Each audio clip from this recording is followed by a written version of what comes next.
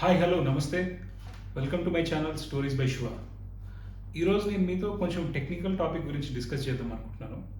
మన ప్రీవియస్ వీడియోస్లో apartments in various micro markets గురించి, అట్లానే నియోపోలిస్ ఆక్షన్ జరిగిన తర్వాత దాని పరిణామాలు ఎలా ఉన్నాయి, ఎక్కడ అపార్ట్మెంట్స్లో ఇన్వెస్ట్ చేస్తే బాగుంటుంది, ఎక్కడ ప్లాటింగ్ ఇన్వెస్ట్మెంట్ బాగుంటుంది అనే వాటి గురించి డిస్కస్ చేశాను. ఈ వీడియోలో I want to be very concise about this topic. Especially ఇది ఏంటంటే కొంచెం చాలామందికి కొంచెం కాంట్రవర్షియల్ కూడా అవ్వచ్చు. అంటే some people may disagree, but yeah I wanted to share my opinion. So let's get in to this today's topic. FSI గురించి నేను ఒక చిన్న షార్ట్ చేశాను. నాకు కొంతమంది డిఎం అయితే చేశారు. ఏంటంటే లైక్ ఎఫ్ఎస్ఐ గురించి ఎక్కువగా మాట్లాడరు కదా, ఎందుకు మీరు మాట్లాడుతున్నారు, చాలామంది కొంచెం నెగిటివ్గా అనుకుంటారేమో అని. బట్ నేనేంటంటే I wanted to educate people, especially the end కన్జ్యూమర్కి అసలు ఎక్కడ ఏం నడుస్తుంది అనేది కొంచెం బేసిక్ ఐడియా అయితే ఉండాలి. So for that reason I wanted to do this video. So will coming to the actual topic. Basically ఈ ఫ్లోర్ స్పేస్ ఇండెక్స్ అనేది number of floors in acre బట్టి మనము ఎంత స్క్వేర్ ఫీట్ కన్స్ట్రక్షన్ చేస్తున్నారు అని ఒక చిన్న క్యాలిక్యులేషన్ చేసుకోవచ్చు. దానికి సంబంధించిన ఫార్ములా కూడా ఉంటుంది. But forget about the formula. 1 ఏకర్లో మనం 4840 స్క్వేర్ యార్డ్స్ అయితే ల్యాండ్ ఉంటుంది. ఆ ల్యాండ్లో మనం దాన్ని స్క్వేర్ ఫీట్కి కన్వర్షన్ చేసుకుంటే 43,560 స్క్వేర్ ఫీట్ ఉంటుంది. సో 43,560 స్క్వేర్ ఫీట్ ఏరియాని మనం నెంబర్ ఆఫ్ ఫ్లోర్స్కి మల్టిప్లై చేసుకుంటే దాని మీద మన ఎఫ్ఎస్ఐ అనేది వస్తుంది. దాంట్లో మనం ఎన్ని ఫ్లోర్స్ కడుతున్నాము, ఎంత సెట్ బ్యాక్స్ వదిలేస్తున్నాము, ఆ సెట్ బ్యాక్స్ అనేది మనకి ఎఫ్ఎస్ఐలోకి రాదండి. మనం ఎంత స్క్వేర్ ఫీట్ అయితే కడుతున్నామో అదే ఎఫ్ఎస్ఐలోకి వస్తుంది. సో ఫర్ ఎగ్జాంపుల్ మనకి యావరేజ్గా ఇప్పుడు హైదరాబాద్లో నడిచే ఎఫ్ఎస్ఐ అయితే 8-9 దాటిపోయింది. అంతకుముందు 5-6 ఎఫ్ఎస్ఐ అలా ఉండేది. బట్ ఇప్పుడైతే 9 యావరేజ్, 9.5-10 ఎఫ్ఎస్ఐస్ యావరేజ్గా నడుస్తుంది. యాక్చువల్లీ అంత హ్యూజ్ ఎఫ్ఎస్ఐస్ అనేది చాలా కొన్నిసార్లు ఏమవుతుంది అంటే హైదరాబాద్లో ఇప్పటివరకు డ్రాస్టిక్గా వాటర్ స్కేర్స్ అనేవి ఫార్చునేట్లీ రాలేదు. I hope and we all pray that ఆ సిచ్యువేషన్ రాకూడదు అని. బట్ టు బి ఆనెస్ట్, మీకు బెంగళూరులో చూసుకుంటే చాలామంది చెప్తున్నారు సో దట్ లైక్ మాకు వాటర్ ప్రాబ్లం చాలా ఎక్కువ ఉంది బెంగళూరులో, టూ మచ్ ఆఫ్ అర్బనైజేషన్ అయిపోయింది, ఒక దగ్గర ఎక్కువ కట్టేశారు అని చెప్పేసి. దానివల్లే వాళ్ళకి బెంగళూరులో ఎఫ్ఎస్ఐ లిమిట్స్ అనేది ముందు నుంచి ఉన్నది. But still they are facing that problem. But మనము ఫార్చునేట్లీ ఇంకా మనము ఆ స్టేజ్కి రాలేదు. బట్ ప్రిమిటివ్ మెజర్స్ అనేది ముందు తీసుకుంటే చాలా మంచిది. బికాజ్ హైదరాబాద్లో మనకి చాలా ల్యాండ్ ఏరియా అనేది అవైలబిలిటీ ఉంది. మీరు ఇంకా 30-40 ఏళ్ళకి సరిపడే ల్యాండ్ మనకి హైదరాబాద్లో ఉంది. సో మనకి ఇంత ల్యాండ్ అవైలబిలిటీ ఉన్నప్పుడు హారిజెంటల్గా ఎక్స్పాండ్ అయితే మనకి ఇన్ఫ్రాస్ట్రక్చర్స్ పెరుగుతుంది, అట్లానే ఇన్వెస్ట్మెంట్స్ పెరుగుతాయి, city will expand. So the new city will come in to the picture. But ఇదంతా కూడా మనకి ఒక డెన్సిటీ అనేది ఒక క్రియేట్ చేశారు. చేస్తే ఒక 10,000 అపార్ట్మెంట్స్ ఉన్నాయి. 10,000 అపార్ట్మెంట్స్ మనకు యూజువల్గా అయితే ఒక 2 కిలోమీటర్స్ 3 కిలోమీటర్ రేడియస్లో ఉండొచ్చు అపార్ట్మెంట్స్. బట్ ఇప్పుడు ఏమైపోయిందంటే 1 స్క్వేర్ కిలోమీటర్కి, ఐఎమ్ టెలింగ్ యూ, 1 స్క్వేర్ కిలోమీటర్కే మీకు ఈజీగా 10,000 అపార్ట్మెంట్స్ ఉన్నాయి కొన్ని లొకేషన్స్ ఇన్ హైదరాబాద్. అంటే 10,000 ఫ్లాట్స్ ఉన్నాయి. సో ఒక ప్రాజెక్ట్లో 3,000 అపార్ట్మెంట్స్, ఒక ప్రాజెక్ట్లో 2,500 అపార్ట్మెంట్స్, ఇంకో ప్రాజెక్ట్లో 2,800 అపార్ట్మెంట్స్. సో ఇవన్నీ ఆల్ టుగెదర్ తీసుకుంటే ఒక 10,000, 11,000 అపార్ట్మెంట్స్ ఉన్నాయి. ఒక స్క్వేర్ కిలోమీటర్ 2 స్క్వేర్ కిలోమీటర్స్లో ఇన్ని అపార్ట్మెంట్స్ ఉన్నప్పుడు ఏమవుతుంది, ఆబ్వియస్లీ గ్రౌండ్ వాటర్ అనేది ఆల్మోస్ట్ జీరో అయిపోతుంది. మీరు ఎన్ని బోర్లు వేసినా, ఎన్ని వందల ఫీట్లు కొట్టినా కానీ మీకు వాటర్ అనేది చాలా తక్కువ అయిపోతుంది. గ్రాస్ రూట్ లెవెల్గా మనం చూసుకుంటే ఏంటంటే ఇప్పుడు యాజ్ ఆఫ్ నౌ హైదరాబాద్లో ఈ సమ్మర్ చాలామంది వాటర్ ప్రాబ్లమ్స్ ఫేస్ చేశారు. ఎక్కువగా ఇది న్యూస్లో కూడా రాలేదు. But yeah, this is true. ఈ ఇయర్ చాలామందికి వాటర్ ప్రాబ్లం కూడా ఫేస్ చేశారు హైదరాబాద్లో, especially places like Manikonda, Kajaguda, Panchavati colony అట్లా. సో కొన్ని ఏరియాస్లో వాటర్ ప్రాబ్లమ్స్ అనేది ఆల్రెడీ ఫేస్ చేస్తున్నారు. అంటే స్టాండ్ అలోన్ అపార్ట్మెంట్స్లోనే వాటర్ ప్రాబ్లం ఫేస్ చేస్తుంటే you're talking about 40 floor apartment project. That ఒక టవర్లో మనకి అంత హై ప్రెషర్ పంప్స్ చేసుకొని వాటర్ అనేది 35th ఫ్లోర్కి, 28th ఫ్లోర్కి, 40th ఫ్లోర్కి వాటర్ వెళ్ళాలి. సో లోయర్ ఫ్లోర్స్ అంటే ఓకే, కొంచెం ప్రెషర్ మనకి ఎక్కువ ఉంటుంది కాబట్టి కింద ఎక్కువ వస్తూ ఉంటుంది. బట్ వాటర్ పంపింగ్ కూడా చాలా ఎక్కువ కాస్ట్ అవుతుంది. దీనివల్ల మేజర్గా మెయింటెనెన్స్ కాస్ట్ మీద ఎఫెక్ట్ పడుతుంది. I tell you scenario. There are projects in Hyderabad which are very premium to be considered. They are charging 2.5 rupees to 3 rupees per square feet. ఇది యావరేజ్గా రెడీ టు మూవ్ ప్రాజెక్ట్స్, అంటే already construction అయిపోయి ఒక 5 ఏళ్ళు అయిపోయి ఇప్పుడు ready to move in ప్రాజెక్ట్స్లో మీరు చూసుకుంటే 5 years ఓల్డ్ ప్రాజెక్ట్స్లో యావరేజ్గా నడుస్తుంది 2.5, 2.75, 3 రూపీస్, 3.2 రూపీస్ ఇట్లా నడుస్తుంది.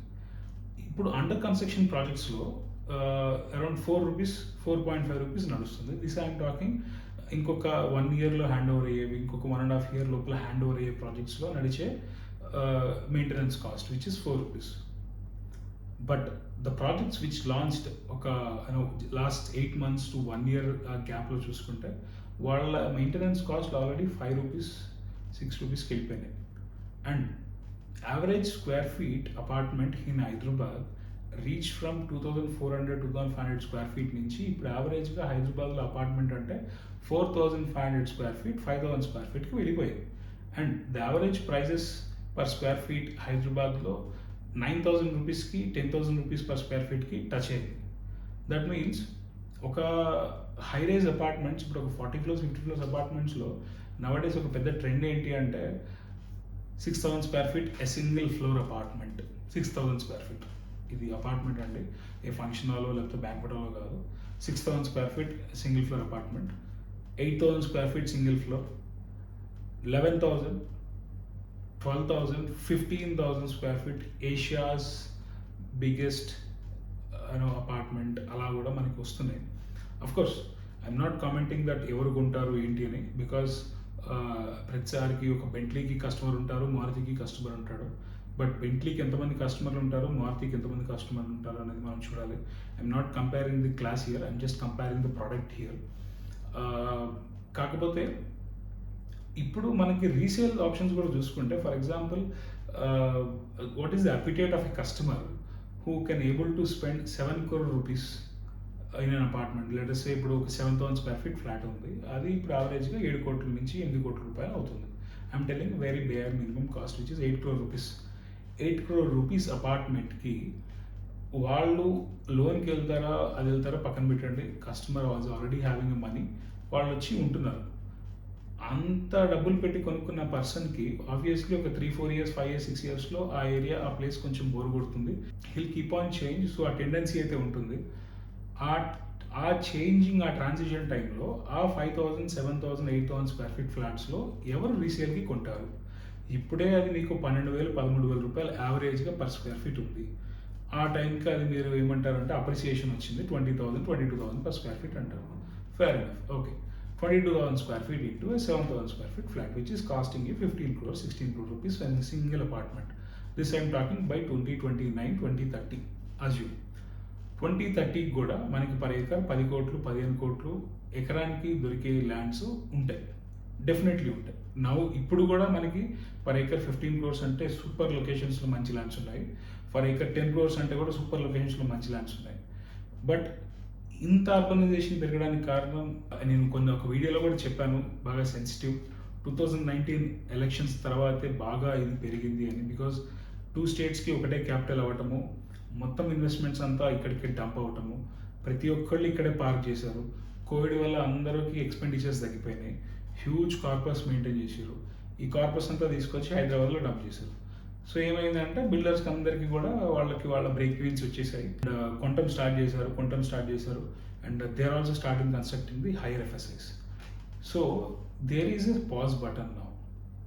Yes, there is a pause button. ఈ పాజ్ బటన్ మనకి ఇంకొక 2 years వరకు నడుస్తుంది. టు బి హానెస్ట్, ఇంకొక 2 years వరకు ఈ పాజ్ బటన్ అయితే నడుస్తుంది. Yes, the other day run rate బాగుంది. రన్ రేట్ అంటే ఏంటంటే అండి, ఎవ్రీ మంత్ కొనే ఫ్లాట్స్, రీసేల్ అయ్యే ఫ్లాట్స్, లేకపోతే రిజిస్ట్రేషన్ అయ్యే ఫ్లాట్స్ రన్ రేట్ బాగుంది. ఏమన్నా అంటే 2023 ఈ 23 మేలో రిజిస్ట్రేషన్స్కి 2024 మేలో రిజిస్ట్రేషన్స్కి ఎక్కువ ఉన్నాయంటారు. ఆబ్వియస్లీ ఎక్కువ ఉంటాయండి. ఎందుకంటే 2023లో రిజిస్ట్రేషన్ చేసుకున్న వాళ్ళు 2020లో కొన్నవాళ్ళు, లేదా 2019లో కొన్నవాళ్ళు, 2024 మేకి రిజిస్ట్రేషన్ చేసుకుంటున్న వాళ్ళు ఎప్పుడో కొన్నవాళ్ళు.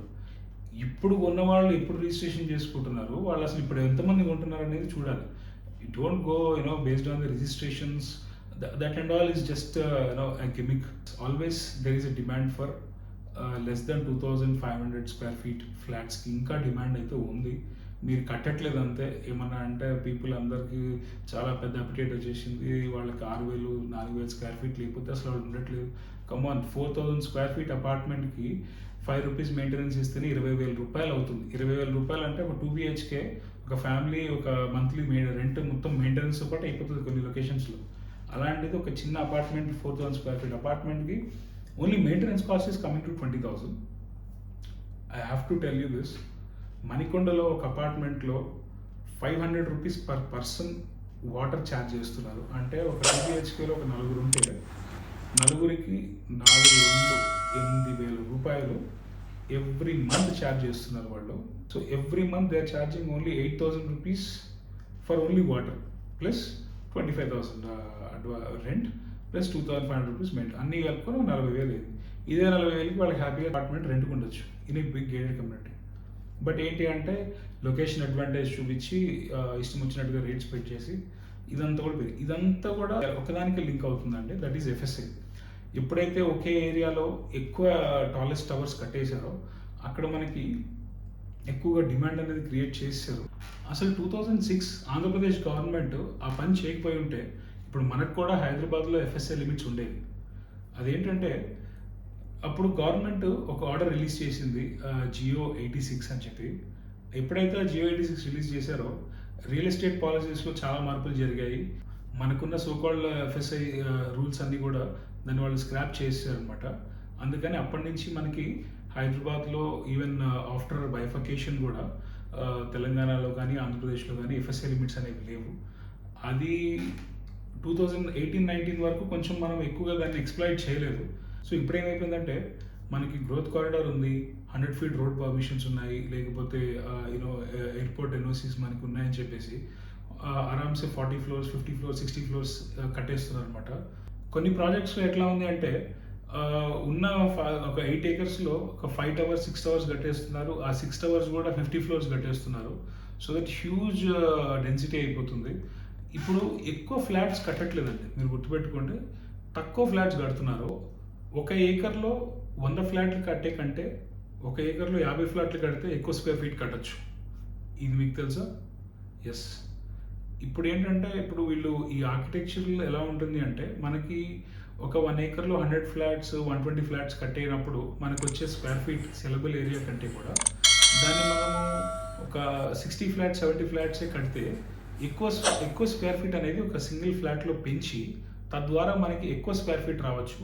ఎండ్ ఆఫ్ ది డే మీకు వాళ్ళు సేల్ చేసేది స్క్వేర్ ఫీటే కాబట్టి వాళ్ళకి ఎగ్జాంపుల్ 1 acreలో ఒక 100 ఫ్లాట్స్ 120 ఫ్లాట్స్కి వాళ్ళకి ఒక 2 lakh square feet 2.2 lakh square feet వస్తే ఇదే 1 acreలో వాళ్ళు ఒక 3 lakh స్క్వేర్ ఫీట్ని ఈజీగా తెప్పించుకోగలరు by reducing number of flats.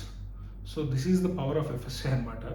వాళ్ళు ఏంటంటే ఆ ఫ్లోర్ ప్లేట్ అలాగే ఉంచేసి నెంబర్ ఆఫ్ ఫ్లాట్స్ని తగ్గించేస్తారు. దానివల్ల ఏమవుతుందంటే వాల్ ఏరియాస్ ఏవైతే ఉంటాయో, కామన్ ఏరియాస్ ఏవైతే ఉంటాయో, కారిడార్స్ ఏవైతే ఉంటాయో అది ఎక్కువగా వేస్టేజ్కి పోకుండా ఎక్కువగా స్క్వేర్ ఫీట్ అనేది వస్తుంది. దానివల్ల మీకు కూడా బెనిఫిట్ ఉంటుంది, కొంచెం కామన్ ఏరియా తగ్గుతుంది. బట్ బిల్డర్కి అయితే హ్యాపీగా బెనిఫిట్ ఉంటుంది because he's getting more square feet to sell. End of the day వాళ్ళు మీకు సేల్ చేసేది, వాళ్ళు మీకు డబ్బులు ఇచ్చేది కూడా స్క్వేర్ ఫీట్కే. సో ఇలాంటివన్నీ కూడా మీరు కేర్ఫుల్గా అనలైజ్ చేయాలి before you invest in any apartment. So 2006 GO 86 తర్వాత మళ్ళీ 2018 ఆ టైంకి ఒకసారి మనకి జియో 168 అనేది రిలీజ్ చేశారు. చేసి 100 feet రోడ్స్ ఉన్న వాటికే కొంచెం హై రైజ్ పర్మిషన్స్ ఉంటాయి, 60 feet ఉన్న వాటికి కొంచెం లెస్ పర్మిషన్స్ ఉంటాయి, 40 feetకి అయితే ఇన్ని మీటర్సే మనం హైట్ కట్టచ్చు అని చెప్పి ఒక జియో అయితే రిలీజ్ చేశారు.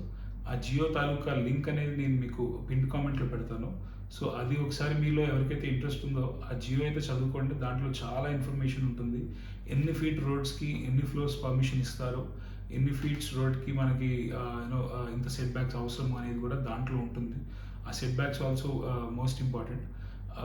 కొంతమంది ఏంటి అంటే ఉన్న దానికంటే కూడా ఎక్కువ రోడ్ మనకి చూపించేసి పర్మిషన్స్ అనేవి అప్పట్లో తెచ్చుకునేవాళ్ళు, బట్ ఇప్పుడు చాలా స్ట్రిక్ట్ అయిపోయింది. ఫిజికల్గా 40 ఫీట్ రోడ్, ఫిజికల్గా 80 ఫీట్ రోడ్ ఉండి మాస్టర్ ప్లాన్లో రోడ్స్ ఉంటేనే పర్మిషన్స్ అనేవి ఇస్తున్నారు. లేకపోతే GHMC and HMD are very strict now. So permissions అనేవి చాలా వరకు స్ట్రిక్ట్ చేశారు. Things are moving in a good way అని చెప్పాలి. ఎగ్జాంపుల్ బాంబే కానివ్వండి, చెన్నై కానివ్వండి, పోర్ట్ ఏరియాస్ ఉన్నాయి. So even at the time of British rule కూడా మనకు అక్కడ ఎక్కువగా ట్రాన్సాక్షన్స్ జరిగేవి. ఇన్ఫ్రాస్ట్రక్చర్ అక్కడ ఎక్కువగా డెవలప్ చేశారు వాళ్ళ టైంలో, వాళ్ళ నీడ్స్ కోసం. సో అక్కడ ల్యాండ్ ఏరియా తక్కువ ఉండడం వల్ల వాళ్ళు హై రైజ్కి వెళ్తున్నారు. అండ్ బాంబేలో మీకు ఒక 300 స్క్వేర్ ఫీట్ ఆర్ 350, 400 స్క్వేర్ ఫీట్లోనే ఒక 2 BHK అయితే వస్తుంది.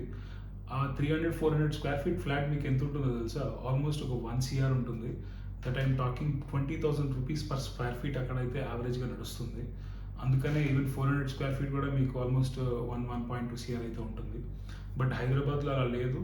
మనకి యూనో స్క్వేర్ ఫీట్ వాల్యూ ఇప్పటికి కూడా యావరేజ్గా కొన్ని ఏరియాస్లో చూసుకుంటే you will get it for 5,500 rupees to 6,000 rupees per square feet. That is you know some locations. ఇప్పుడు ఆ ఏరియాస్లో కూడా ఇప్పుడు నేను ఎక్కడైతే 5,500, 6,000 రూపాయలు పర్ స్క్వేర్ ఫీట్ ఉన్న లొకేషన్స్లో కూడా 40 ఫ్లోర్ల ప్రాజెక్ట్స్ అనేవి వచ్చేసాయి. సో ఈ 40 ఫ్లోర్ ప్రాజెక్ట్స్ వచ్చేస్తే ఏమవుతుంది, పక్కన ల్యాండ్ ఓనర్స్కి కానివ్వండి, వేరే బిల్డర్స్కి కానీ obviously they also want to earn money. So nothing is unfair here. So eventually land ఓనర్కి కూడా రిక్వైర్మెంట్ ఎక్కువ అయిపోతుంది. ఇన్ని రోజులు అక్కడ ఎకరము 15 కోట్లు, 10 కోట్లు, 12 కోట్లు అట్లా ఉన్న ఏరియా ఎప్పుడైతే ఒక 30 ఫ్లోర్లు, 40 ఫ్లోర్లు కడుతున్నారో ఇమీడియట్గా ఎకర్ ప్రైస్ అక్కడ 40 crores అయిపోతుంది.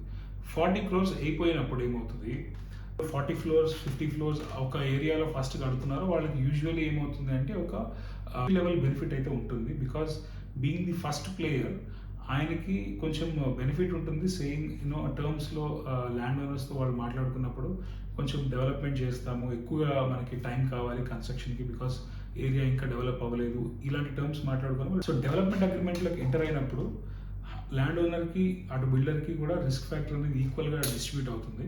బట్ అది చాలామందికి తెలియదు.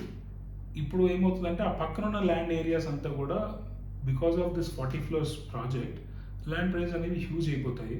వాళ్ళు ఏంటంటే చాలామందికి డెవలప్మెంట్కి ఇయ్యరు. వాళ్ళు ఏమంటారు, అక్కడ 40 ఫ్లోర్లు కడుతున్నారు, మీరు హ్యాపీ కట్టుకోవచ్చు, సో మీరు మాకు 40 crores ఇవ్వండి, అప్పుడు మీరు చేసుకోండి అంటారు. సో ఏమవుతుందంటే బిల్డర్కి ఫియర్ ఆఫ్ మిస్సింగ్ అవుట్ అనేది బిల్డర్కి కూడా ఉంటుంది.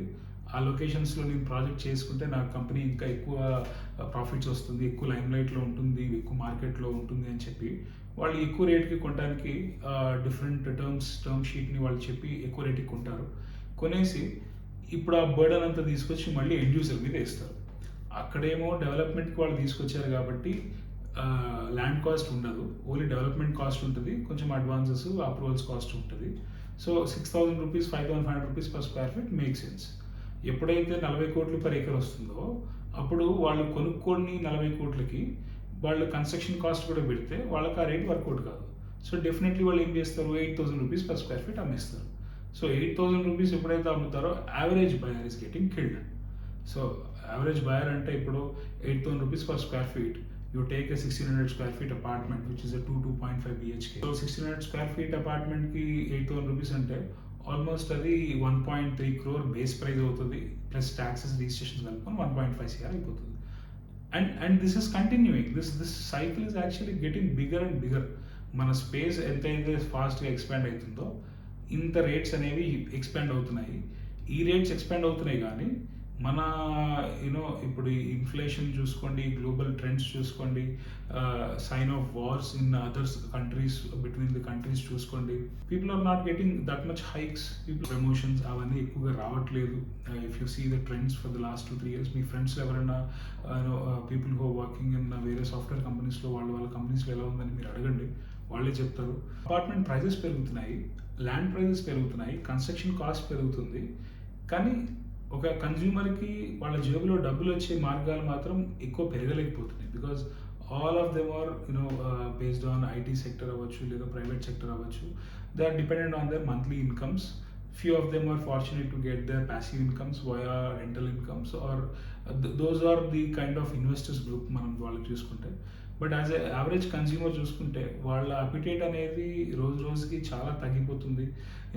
ఇంకా ఏ స్టేజ్కి వచ్చేస్తారు అంటే ఒక 1.5 crore 2 crore ఫ్లాట్ ఇప్పుడు యావరేజ్గా ఇప్పుడు వాళ్ళకి monthly 1.5 lakh rupees monthly salary వచ్చినా కానీ 1 crore 40 lakh రూపీస్ మీరు ఒక లోన్ తీసుకొని మిగతా అమౌంట్ మీరు ఒక 40-50 lakhs మీ జేబులో నుంచి తీసుకొని పే చేసి ఆ 1.5 crore రూపీస్కి మీరు లోన్కి వెళ్తే మంత్లీ ఈఎంఐ మీరు అప్రాక్సిమేట్లీ 1,20,000-25,000 రూపీస్ కట్టాలి. So 1,25,000 rupees EMI. మళ్ళీ అది కాకుండా ఆ ప్రాజెక్ట్కి మెయింటెనెన్స్, మళ్ళీ అది కాకుండా మీ మెయింటెనెన్స్, పిల్లల స్కూల్ చదువు, మీ emergency funds, medical funds, nothing. So ఎప్పుడైతే మీరు ఈ ట్రాప్లో పడతారో you are unable to get out of that and this is there for next 15-20 years మీరు ఆ ఈఎంఐ సైకిల్లో పడతారు. అందుకనే ఎస్ఎఫ్టీ రేట్స్ అనేది కొంచెం లిమిట్లో ఉండాలి. ఎస్ఎఫ్టీ రేట్స్ ఎప్పుడు లిమిట్లో ఉంటాయి? When there is no increase in land prices. Land prices ఎప్పుడు ఎక్కువ ఇంక్రీజ్ అవ్వవు when there is no construction is happening in that location. Like ఇప్పుడు 40 floors కట్టే ప్లేస్లో 20 floors కట్టారనుకోండి, ఆబ్వియస్లీ నెక్స్ట్ ప్రాజెక్ట్ కూడా 20 floors ఉంటుంది, 22 floors ఉంటుంది, లేదా 18 floors ఉంటుంది. లేదా పక్కన ఇంకొంచెం దూరం వెళ్తే మీకు విల్లాస్ కట్టే ఆప్షన్ ఉంటుంది. మీరు ఇట్లా అపార్ట్మెంట్స్ కట్టుకుంటూ పోతే ఇంకా ఇప్పుడు విల్లాస్ కట్టే ప్లేస్లో కూడా అపార్ట్మెంట్స్ కట్టుకు వెళ్ళిపోతున్నారు. It's means like they are killing the market. నేను ఇందాక ఒక వీడియోలో చెప్పాను, ఒక బంగారు గుడ్డు పెట్టే బాతుని ఒకటేసారి చంపేసినట్టుగా. So you're all killing the end consumers because end consumers are not the investors. End consumers are the people who stay for at least 15 years 20 years in that apartment. వాళ్ళే వాళ్ళ డ్రీమ్ హోమ్ అని feel అయ్యి చేస్తారు. ఎవరైతే ఇప్పుడు మీకు 6,000 square feet apartment కొంటున్నారో, ఎవరైతే మీకు 7,000 square feet apartment, 10,000 square feet apartment కొంటున్నారో వాళ్ళందరికీ individual houses, farm houses, acres of lands, acres of farms ఉన్నాయి. అట్లానే వాళ్ళకి ఇండివిజువల్ హౌసెస్ ఉంటాయి, విల్లాస్ ఉంటాయి గేటెడ్ కమ్యూనిటీలో. ఇవన్నీ ఉండి కూడా వాళ్ళు కొంటారు because it's for them, it's fun to invest and to be in that place. అదే మార్కెట్ అనుకుంటే ఇప్పుడు ఆ 6,000 square feet కస్టమర్ ఎవరికి అమ్ముతారు? ఇంకొక హెచ్ఎన్ఏ కొనాలి కదా ఆబ్వియస్లీ. ఒక ల్యాండ్ రోవర్ అమ్మితే ఇంకొక ల్యాండ్ రోవర్ మెయింటైన్ చేసే వాళ్ళే కొనాలి కదా. అట్ ద సేమ్ టైం ఇప్పుడు మనకి ఈ 6,000 square feet 7,000 square feetని మెయింటైన్ చేయడానికి మనకి మంత్లీ 30,000-40,000 రూపీస్ మెయింటెనెన్స్ కాస్టే వస్తుంది. ఆ ఇంట్లో మనము మెయిడ్స్ పెట్టుకోవాలన్నా లేదా మీరు క్లీనింగ్ చేసుకోవాలన్నా కానీ ఇట్స్ వెరీ డిఫికల్ట్. అలాంటిది what is the resale values of this? హైదరాబాద్లో ఇన్ఫ్యాక్ట్ ఇండియాలో one of the least thing ఏంటి అంటే rental yields. Rental yields in India is very very low. It's almost 3-4% అని చెప్పాలి. అంత తక్కువ రెంటల్ ఈల్డ్స్ పెట్టుకొని ఈ హ్యూమన్ టెండెన్సీ ఏదైతే ఉందో, people are coming from different backgrounds. So they have a tendency to move, after 4 years, 5 years, 6 years, they'll flip the property. So the flipping of the property బాంబేలో జరుగుతుంది, బెంగళూరులో జరుగుతుంది, but హైదరాబాద్లో ఇంత బిగ్ సైజెస్లో జరగటం is very tough and people haven't experience that. I might be wrong. ఇట్లాంటివి మనము జరిగితే మనం ఒక నమూనాలాగా తీసుకొచ్చి చెప్పొచ్చు. ఈ ఎఫ్ఎస్ఐ ఎక్కువైపోయే కొద్దీ ఏమవుతుంది, ల్యాండ్ ప్రైజెస్ అనేవి కూడా అలాగే పెరుగుతూ ఉంటాయి. సో ఎప్పుడైతే ల్యాండ్ ప్రైజెస్ మనకి పెరుగుతూ ఉంటాయో, విల్లా కట్టే చోట అపార్ట్మెంట్ కట్టాలి, అపార్ట్మెంట్ కట్టే చోట హైరైజ్ అపార్ట్మెంట్ కట్టాలి, హైరైజ్ అపార్ట్మెంట్ కట్టే చోట స్కై స్క్రేపర్స్ కట్టాలి which are above 50-60 floors. So ఈ 60 floors 50 floors మార్కెట్ హైదరాబాద్లో ఎందుకు అండి? బికాజ్ చాలా ల్యాండ్ ఏరియా అవైలబుల్ ఉంది. నేను ఇందాక చెప్పినట్టు ఆ ల్యాండ్ ఏరియా యూటిలైజ్ చేసుకుంటే మనకి సస్టైనబిలిటీ అక్కడ ఉంటుంది. అంతేగాని ఒక 5 acresలో 5 towers కట్టేసి ఈచ్ టవర్ 50 floors 60 floors కట్టేస్తే సస్టైనబిలిటీ ఉండదు. And you have to be experience it ground reality. ఆ గ్రాస్ రూట్ లెవెల్ రియాలిటీ అనేది మస్ట్ అండ్ షుడ్.